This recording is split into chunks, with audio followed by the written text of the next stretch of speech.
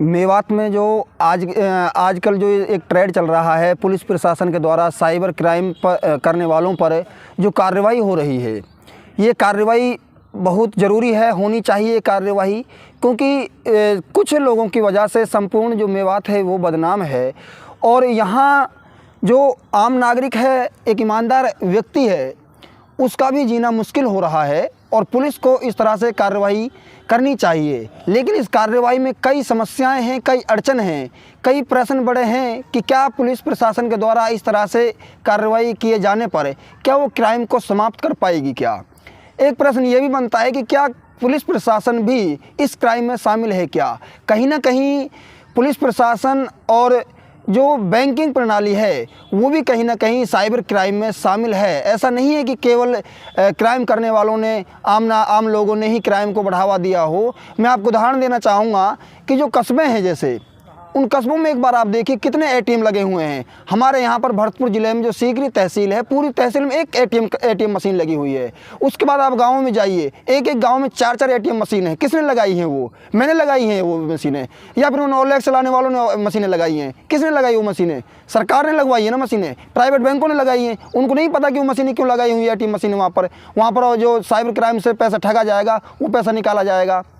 तो एक पुलिस प्रशासन को ये भी ध्यान देना चाहिए कि जो गाँव में ग्रामीण स्तर पर 4-4, 5-5 एटीएम प्राइवेट बैंकों को लगे हुए हैं, उन पर भी ध्यान देना चाहिए कि वो क्यों लगे हुए हैं और वहाँ पर कौन सा बिजनेस चल रहा है ऐसा।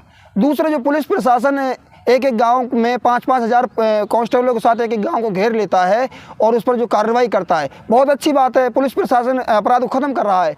लेकिन एक प्रश्न ये भी बनता है उसमें, एक जो पूरा गांव है उसकी गरिमा को एक ये भी ठेस पहुंचती है कि फला गांव को पुलिस प्रशासन ने घेरा। क्यों घेरा? क्योंकि अपराधियों को पकड़ने के लिए गई थी पुलिस। कहीं ना कहीं उस गांव की गरिमा को ठेस पहुंचती है। उस गांव में इज्जतदार लोग रहते हैं, उनको ही गरिमा को, उनके सम्मान को ठेस पहुंचती है। तो इस तरह से जो कार्रवाई चल रही अच्छी है, लेकिन उसमें थोड़ी सावधानी बरतनी पड़ेगी हम लोगों को। सावधानी के साथ साथ एक ये भी ध्यान रखना है कि जिस गांव में आप रेड डाल रहे हैं, क्या उस गांव में सभी लोग अपराधी हैं? क्या पुलिस प्रशासन के द्वारा गिरफ्तार किए गए सभी लोग अपराधी हैं? उनके खिलाफ ठोस सबूत हैं आपके पास? तो पुलिस प्रशासन को इस तरह से कार्रवाई करना बहुत चैलेंज का काम है, बहुत बड़ा चैलेंज है इसमें कि पुलिस प्रशासन की जिसको मन करता है उस गांव का घेरा डाल देती है पुलिस प्रशासन। बड़ा चैलेंज ये है कि कैसे आप एक जो बेकसूर लोग हैं उनको कैसे उसमें से निकालोगे, ये बड़ा प्रश्न है। इनको मैं इतना ही कहूँगा कि जो बेकसूर लोग हैं पुलिस प्रशासन कार्रवाई करे और सख्त कार्रवाई करे। जो अभी भी जो कार्रवाई कर रही है ये बहुत कम है, इससे भी ज़्यादा सख्त कार्रवाई करे। लेकिन पुलिस प्रशासन के सामने जो बड़ा चैलेंज है उस चैलेंज को स्वीकार करते हुए उसका समाधान निकाले कि जो वहाँ पर जो गरीब लोग रह रहे हैं, वो इज्जतदार लोग रह रहे हैं, कुछ लोग जिनकी उनकी गरिमा को ठेस नहीं पहुँचनी चाहिए। दूसरी चीज़, जो गाँव में जो मैंने भी कहा एटीएम मशीनें हैं प्राइवेट बैंकों की, उन पर रोक लगनी चाहिए। तीसरी चीज़ यह है कि जिस गाँव में रेड पुलिस डाल रही है उस गाँव को पूरा घेराव कर रही है पुलिस। घेराव आप कीजिए, लेकिन क्या उस गांव में कब घेराव करोगे आप? एक घर में अपराधी घुसा हुआ है, क्या उस अपराधी के लिए आप उस पूरे घर को आग लगा दोगे? आप पूरे घर को घेरोगे, मानते हैं इस चीज़ को, लेकिन उस घर में और भी सदस्य हैं। तो एक घर से ही गांव बना है, उस गांव में ये पॉइंट्स देखो कि कौन कौन अपराधी हैं। पुलिस प्रशासन इस बात की छानबीन क्यों नहीं करती कि कौन मुख्य अपराधी है?